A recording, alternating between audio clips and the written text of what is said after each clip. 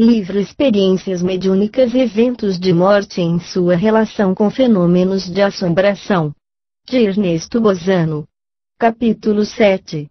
Caso 7. Will Goldstone, o célebre mago, recentemente publicou um volume de memórias intitulado A Magician Zhuang Song, o canto do cisne de um mago, em que se encontra um episódio do gênero aqui considerado, ocorrido com ele mesmo.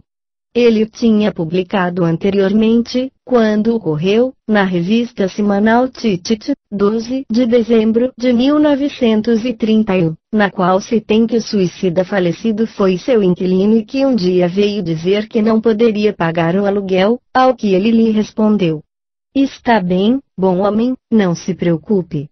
Você me pagará quando puder, e não pense mais nisso." No seu livro, reproduz o que já tinha publicado na revista Elis a narrativa.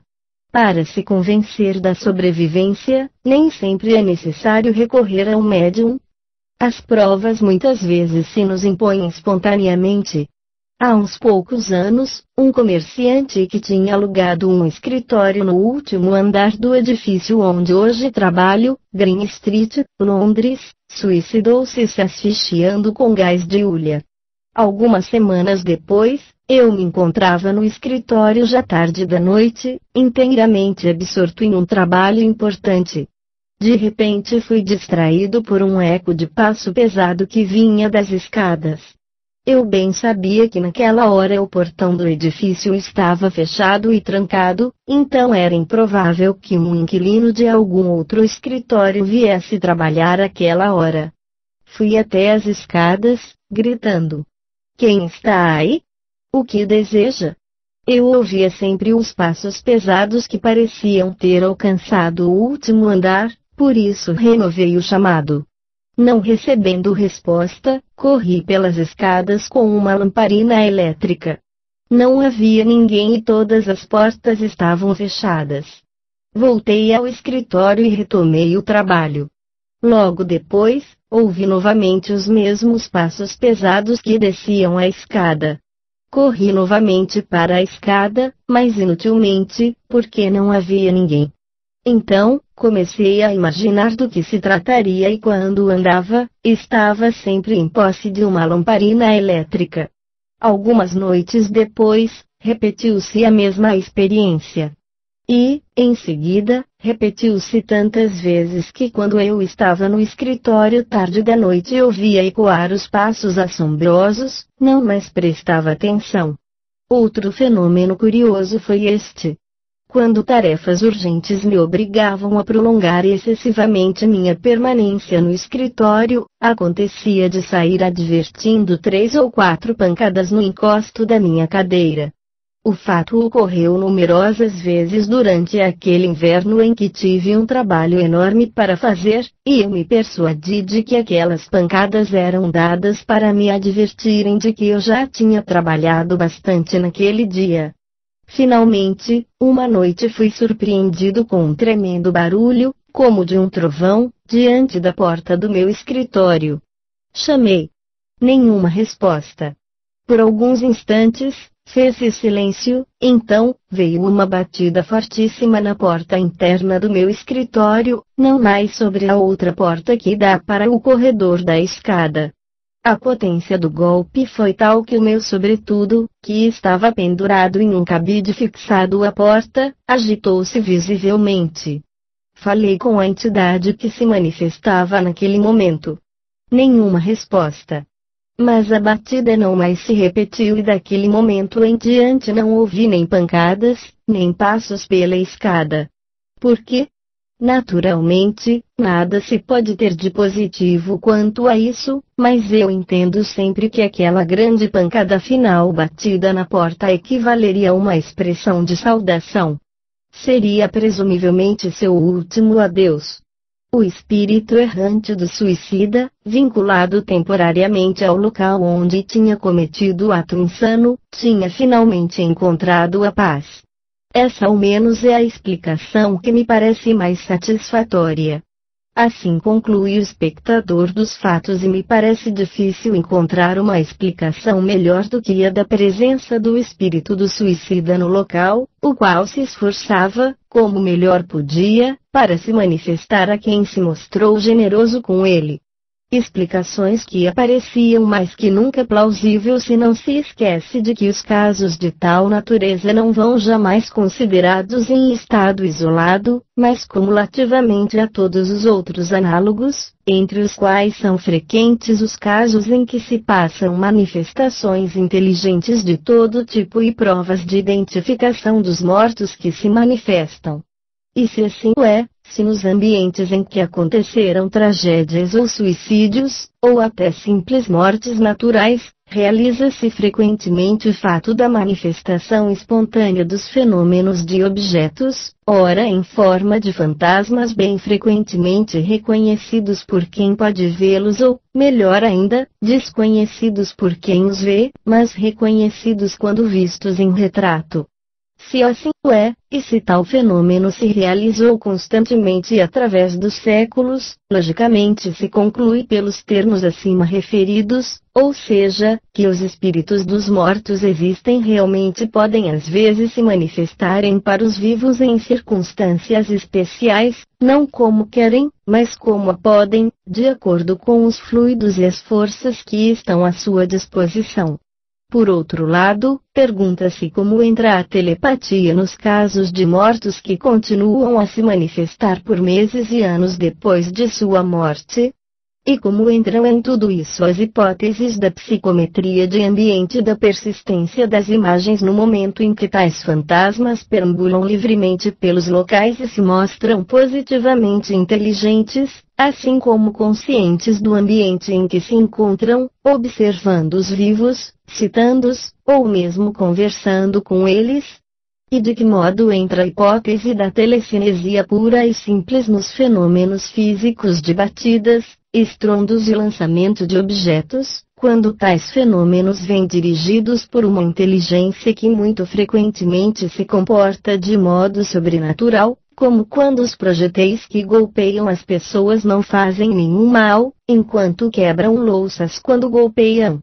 Isso posto, reconheço que a análise psicológica das convenções humanas mostra que o ambiente em que se vive e os conhecimentos assimilados em longos anos de estudos dominam de tal modo a orientação do pensamento que os fatos mais evidentes não bastam para converter quem está equivocado. O que, então, é preciso para cessar o misaneísmo humano? Eis. Pelo que diz respeito às manifestações de assombração, observo que uma coisa é ler, outra é assistir.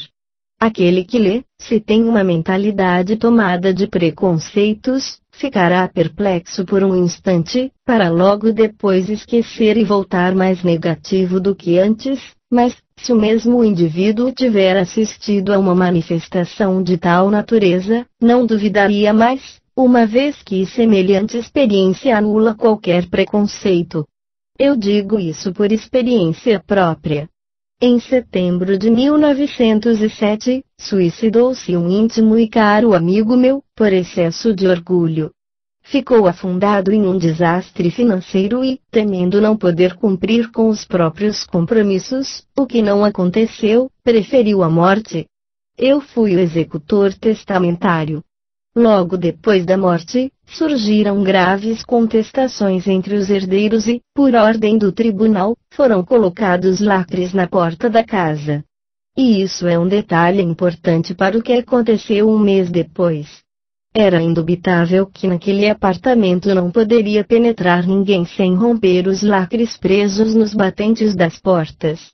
Todavia, cerca de um mês depois, uma família inglesa que morava no andar de baixo tiveram que afastar rapidamente para impedir que os trabalhadores, entre os quais uma ama de leite, abandonassem imediatamente. E isso porque durante a noite se ouviam cadeiras e móveis do apartamento acima arrastarem pelo quarto, junto a passos pesados que faziam o teto vibrar. As 8 famílias que ali moravam fizeram uma grande confusão e queriam ir embora apesar dos contratos de locação. Fui informado sobre tudo pelo porteiro.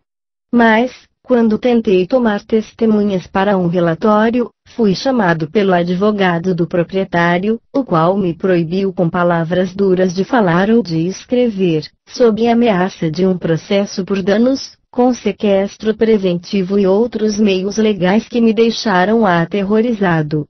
E essa é a razão pela qual renunciei a publicar o relatório dos fatos. Ora, após transcorridos 28 anos, ouso procurá-lo, esperando que não me falte com a lei.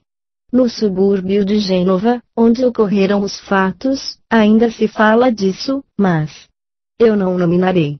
Concluindo, o que me importa dizer quanto ao triste evento em questão é a repercussão psicológica sobre meu ânimo.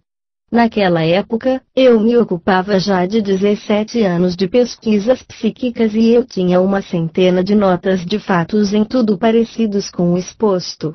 Entretanto, foi para mim como se não tivesse nunca sabido que tais fenômenos aconteciam, tão profunda e indelével a impressão que tive, impressão combinada à certeza absoluta de que quem se manifestava daquele modo era o meu infeliz amigo.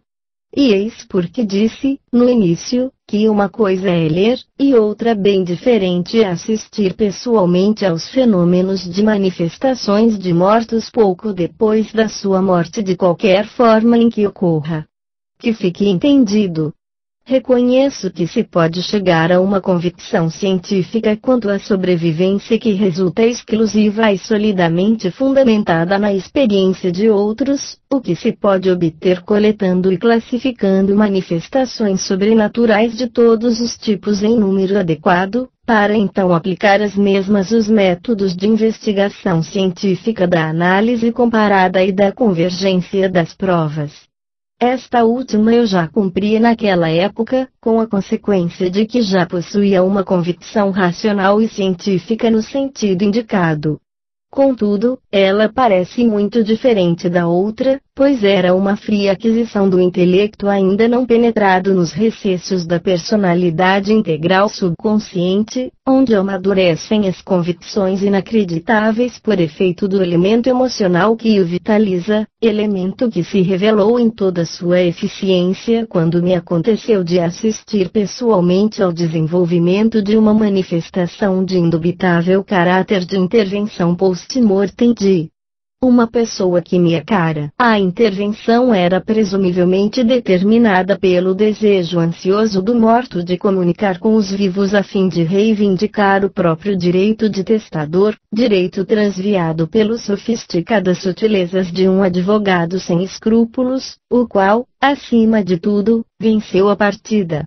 Noto, então, que o motivo da manifestação de assombração a que assisti resultaria idêntico ao relatado anteriormente, de um arquiteto falecido, de cujo filho queria roubar o fruto do trabalho paterno, caso 17, e de outro, onde um tio não tinha mantido a promessa feita no leito de morte do sobrinho, caso 18. Isso posto, advirto que estou bem longe de esperar que os outros se convençam com base no que aconteceu a mim mesmo. A única intenção é simplesmente expor as condições psicológicas determinadas em mim no caso de assombração em que me encontrei diretamente envolvido em função de executor testamentário.